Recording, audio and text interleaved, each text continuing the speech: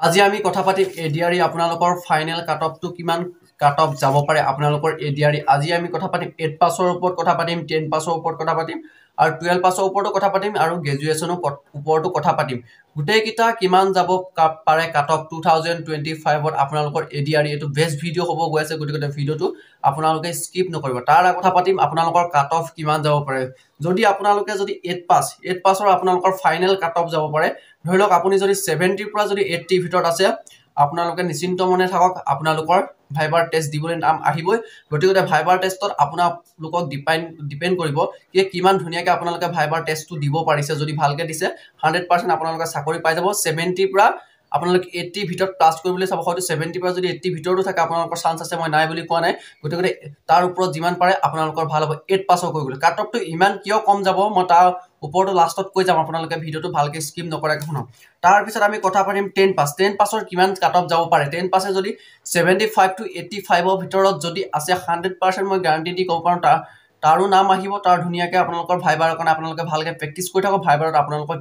depend কৰিব মানে কাট অফটো ইমানে যাব 10 পাছৰ আৰু 12 পাছৰ কিমান কাট অফ যাব পাৰে 12 পাছৰ আপোনালোকৰ কিমানে সেমে কাট অফ যাব 75 to 85 ৰ ভিতৰত আৰু 10 পাছ 12 পাছ যদি থাকে হৈ যাব কিন্তু আপোনালোকৰ 8 পাছটো 70 পৰা 80 ভিতৰত 8 পাছৰ থাকিব লাগিব বাকি আৰু আমাৰ 10 পাছ 12 পাছ 75 to 85 ৰ ভিতৰত থাকিলে নাম আহি যাব আৰু গ্ৰেজুৱেচন বিলাকৰ কিমান ঠিক লাগিব গ্ৰেজুৱেচন বিলাকৰ আপোনালোকৰ 80 to 90 আপোনালোকৰ 80 to 90 যদি প্লাস থাকে আপোনালোকৰ 100% গ্ৰেজুৱেচন বিলাকৰ ফাইনেল মেৰিটলৈকে যাব পাৰিব এতিয়া আপোনালোকে কমেন্ট কৰিব মোক দাদা যে ইমান কাট অফ কম কিয় যাব তো কাট অফ কম যোৱাৰ ৰিজন আছে কিয় কম যাব আপোনালোকে মনত ৰাখিব যোৱা বছৰ আপোনালোকে নিশ্চয় চাইছিলে যোৱা বছৰ কোনো নেগেটিভ মাৰ্কিং নাছিলে নেগেটিভ মাৰ্কিং নাথাকিলেও কাট অফটো কিমান এটা হাই হ'ব লাগিছিল ইমানটা হাই হয় না কাট অফটো লো গৈছে কিন্তু এবাৰ কাট অফ হাই হ'ব কাৰণ কেলে সবে পঢ়ি আছে কিন্তু কাট অফটো কিয় হাই নহয় বুলি কৈছো নেগেটিভ মাৰ্কিং আছে নেগেটিভ মাৰ্কিং থাকিলে খুব বেছি ইমানো নাম্বাৰ উঠাটো ইমান সহজ কথা নাই বহুতে কৈ দিব আপোনালোক 100 প্লাস কাট অফ যাব 100 প্লাস কাট অফ যাব 90 প্লাস কাট অফ যাব 100 বলে কিছুমানে কবা 110 কাট অফ যাব 105 যাব 100 প্লাস কাট অফ থাকিব বুলি বহুতে কয় ইমান 100 প্লাস কাট অফ যত ইমান সহজ কথা নহয় আপোনালোকে নিজে ভাবক আপোনালোকে এটা পৰীক্ষা দিছে আপোনালোকে নিজে এনালাইসিস কৰক নিজে গম পাব যে কাট অফটো কিমান যাব পাৰে আৰু নেগেটিভ মাৰ্কিং থাকিলে যে বহুত বেয়া হৈ যায় কাৰণ কি কাৰণে বেয়া যায় আপুনি কিছুমানে হৈছে এনেকুৱা হৈছে কিছুমানে যদি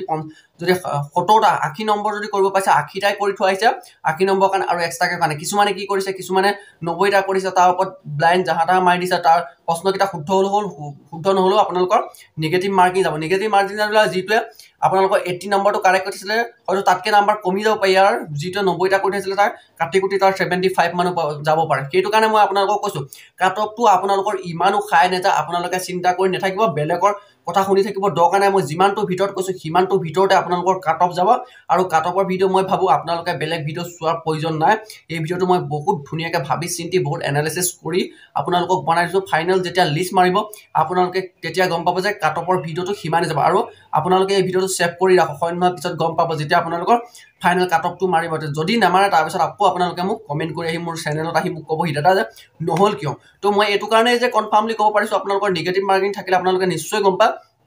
কাট অফটো ইমান কেতিয়াও নাপায় নেগেটিভ মাৰ্কিং আছে হয় কাৰণ কেলে এক্সাম দিয়াতে গম পাইছে এক্সাম নিদিয়া বিলাকে ইমান কথা গম নাপাব কাট অফৰ ভিডিও বহুতে বনাই আছে আপোনালোকে ইউটিউবত দেখিছে